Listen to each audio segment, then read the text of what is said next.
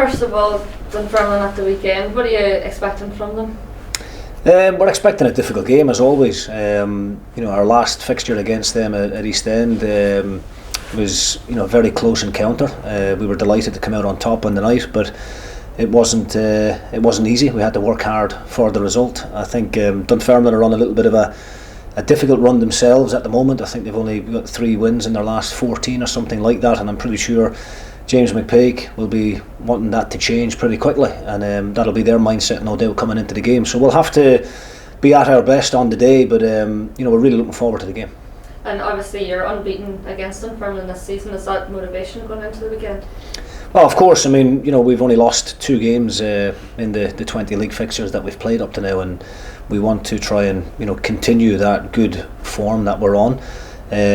We've enjoyed the recent break that we've had there. It's a couple of weeks now since we've played a fixture, albeit of course we would have much rather been involved in the cup, but from our perspective it actually came at a pretty good time for us, given the injuries that we had and how small the squad was looking up at Inverness.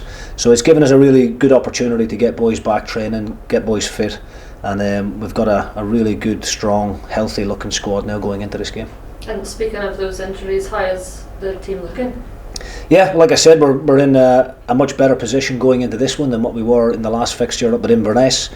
Lots more options for me to choose from, and when we have got a fully fit squad available, then I believe we've got the strongest squad in the league. Our major issue this season has been we've had to go considerable periods of time without key players.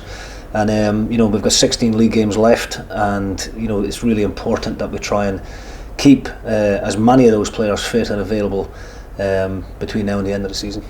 And you're top of the league now, but joint with points with Wraith. How important is a win at the weekend? Yeah, I mean, every game is as important as the next one. We go into every game with the mindset of trying to win it. But we take nothing for granted. We've really enjoyed playing at Tannadice. Our points return at home probably hasn't been what I would like it to be when you consider how well we've done on the road this season. But it's been a few weeks now since we've had a home game, and hopefully the supporters will turn out in good numbers like they have done all season, get behind the team. We're at that point now where 16 games to go. Every game is of significant importance, and we'll just take it one at a time.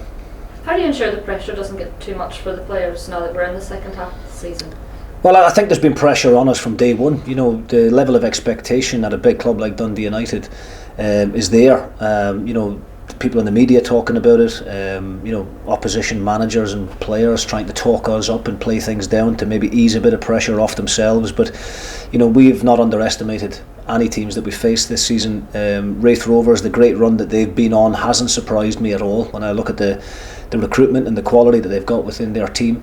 But we focus on ourselves. We've been in really good form all season. We've been very, very consistent, as I said, having only lost a couple of fixtures in the first 20 games.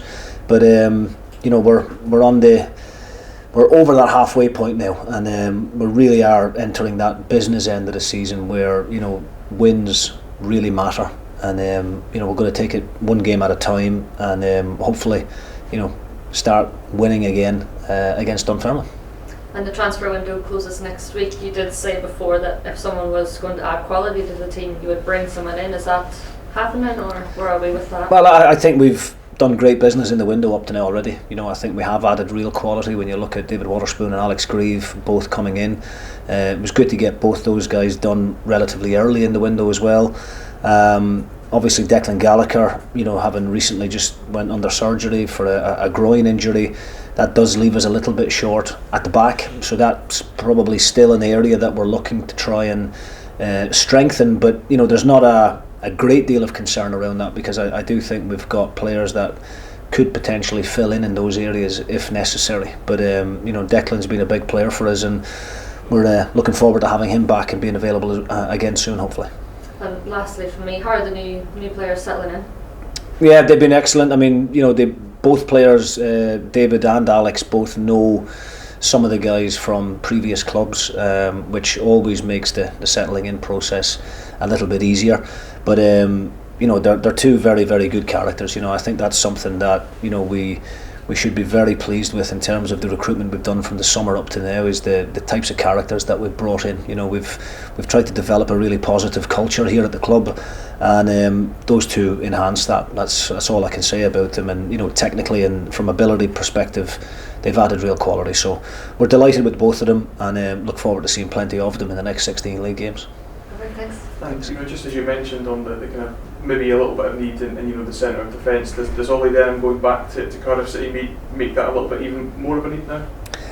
Yeah, I mean it does. Obviously, Ollie, the loan process didn't work out the way that anyone would have wanted. In terms of Ollie's development as a young player, wanting to come and play games. Solely down to the fact that Declan Gallagher and Kevin Holt had struck up such a good relationship. So it was best for all parties involved that Ollie went and tried to get regular game time somewhere else.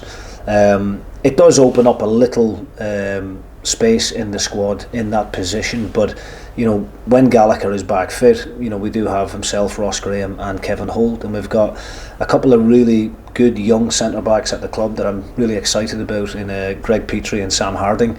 So if we weren't able to get anybody in, I'm not just going to add to the squad for the sake of it. Those guys, if we do bring one in that position, needs to be better than what we have, but if they're not, then I'm quite happy to go with one of those two young lads within the squad. And just finally for me, obviously you've spoken about how close it is up at the top of the league, and is that something that as a manager you enjoy, having that real competitive battle to try and get over the line? Well, that's been the message to the players for the last number of months, to be honest with you, is to enjoy the challenge from Raith Rovers, and let's not rule out Partick Thistle either. I think they've slipped under the radar in recent weeks. They've been on a great run of form, picking up some really important results and closing the gap on ourselves and Raith Rovers at the top of the table. So it's not just a two-horse race as far as I'm concerned. I think there's three teams very much involved in it, but we have to be excited by that. When you're playing for a big club like Dundee United, you've got to relish the opportunity and the challenge of someone trying to take that top spot from you. And we're there at the moment. I believe we're there on merit, but there's a hell of a lot of football to be played between now and May. We just have to make sure that we maintain our focus, continue to try and develop and improve, and that's something that I believe we're capable of doing. I don't think we've hit the heights yet that we're capable of, and we'll continue to strive for that.